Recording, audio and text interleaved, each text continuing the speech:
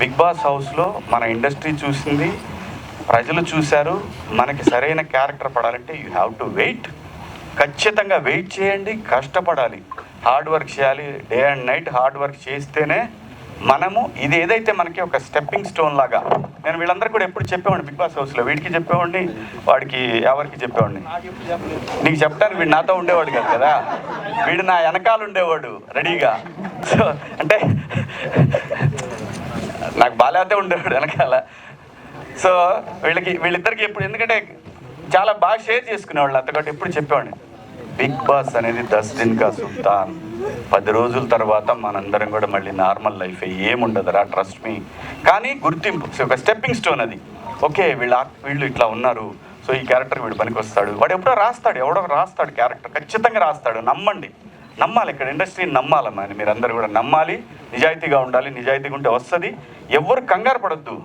అరే కూర్చున్న ఎమ్మెల్యేరా అని ఈడు అంటాడు, అన్నా ఏన్నా ఏడు అమ్మా ఎవడు వస్తారు రావి. ఇప్పుడు ఇది వచ్చింది కదా, చూస్తాడు. నాకు ఆ ప్రొఫైల్లో చాలా బాగా అనిపించింది యాంగిల్ 1 చూసినప్పుడు. అట్లా అలాగే చాలామందికి చాలా రకాలుగా అనిపిస్తుంది. ఎవరైనా కూడా ఇక్కడ ఆర్టిస్టులు ఎవడో ఒకడు ఎక్కడో చోట మనం కనెక్ట్ అవుతుంది. మన ఎక్స్ప్రెషను, లేదంటే మన వాకింగ్ స్టైలు, మన డైలాగ్ డెలివరీను ఏదో నచ్చింది వాడికి. వీడి క్యారెక్టర్ పనికోసం అప్పుడు రాస్తాడు, వాడు పెన్ను అట్లా కదులుతుంది. అంతేగాని ఓవర్ నైట్లో మాత్రం ఇక్కడ ఏమీ కావు. అలా అని డిసప్పాయింట్ అవ్వద్దు. కానీ ఆగి వెయిట్ చేసి కొడితే మాత్రం కుంభస్థలాన్ని బద్దలు కొట్టవచ్చు. తొందరలోనే చాలామంది కొడతారు ఖచ్చితంగా. అందరు కూడా ఆర్టిస్టులుగా ట్రై చేస్తున్న ప్రతి వాళ్ళకి కూడా మంచి బ్రేక్ వస్తుంది. సో ఇక్కడ ఇది చూసినప్పుడు కూడా నాకేమనిపించింది, అబ్బాయి డైరెక్టర్ ఆయన మను, ఈయన డైరెక్టరు ఎంత పెద్దదైందో, ఇచ్చినప్పుడు శుభ్రంగా ఉండి ఉంటాడు కుర్రాడు. అంటే ఎంత కష్టపడ్డాడు. నిన్న అక్కడ కూడా డబ్బింగ్ దగ్గర కూడా చూశాను. నేను వాయిస్ ఓవర్ కావాలని అడిగారు. ఫస్ట్లో వచ్చి గుర్తుపట్టారా నాదే ఆ వాయిస్. సో అంటే కష్టం లేకుండా పని అవ్వదు, మామూలుగా లేదు. కష్టం లేకుండా పని అవ్వదు. నమ్మండి, ఇండస్ట్రీని నమ్ముకోండి. దీన్ని అమ్మాలని ట్రై చేస్తే మాత్రం 4-5 రోజులే అమ్మగలం, ఆ తర్వాత మనం అమ్మలేము. ఇక్కడ అంత ఈజీ కాదు మనల్ని మనం అమ్ముకోవటం అంటే. నమ్ముకోవాలా, నమ్ముకుంటే అది ఇయ్యాలి కాకపోతే రేపు కాకపోతే 10 ఏళ్ల తర్వాత లేదా 15 ఏళ్ల తర్వాత దాన్ని నమ్ముకొని ఉంటే మాత్రం చాలామంది ఈ మధ్యకాలంలో నేను చాలామంది జూనియర్ ఆర్టిస్టులు చూశాను. నా సినిమాల్లో పనిచేసిన జూనియర్ ఆర్టిస్టులు కూడా మంచి ఆర్టిస్టులు అయ్యారు. ఇప్పుడు ఏజ్డ్ క్యారెక్టర్స్ వచ్చింది, నమ్ముకున్నారు. నమ్మండి, సినిమాని నమ్మండి, ఇండస్ట్రీని నమ్మండి, నమ్మి వర్క్ చేయండి, అందరికీ వస్తుంది. డిసప్పాయింట్ అవ్వద్దు ఎవరు కూడా, ఒక్కళ్ళు కూడా. బోలేబాయ్ లోపలికి వెళ్ళాడు, బయటకు వచ్చాడు, 2 సినిమాలు మొదలు పెట్టి పడేశాడు. వస్తుంది. బోలే ఎన్నాళ్ళ నుంచి అనుకున్నారు, ఎన్ని సంవత్సరాలు అనుకున్నారు?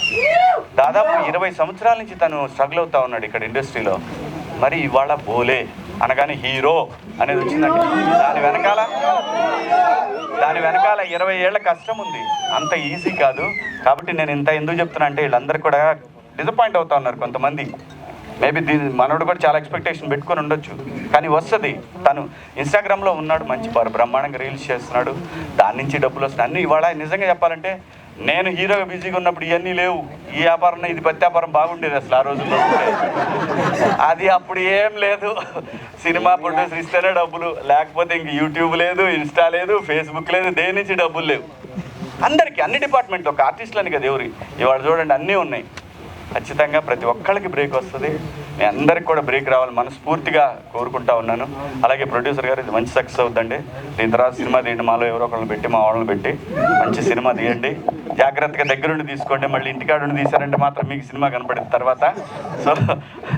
సో ఆల్ ది బెస్ట్ యావర్, ఆల్ ది బెస్ట్ ప్రొడ్యూసర్ గారు, డైరెక్టర్ గారు, ప్రతి ఒక్కళ్ళకి కూడా, ఇక్కడికి వచ్చిన కెమెరామెన్, అలాగే మ్యూజిక్ డైరెక్టర్, ప్రతి ఒక్కళ్ళకి కూడా పేరున మీ అందరికీ ఆల్ ది బెస్ట్ అండి. Thank you so much.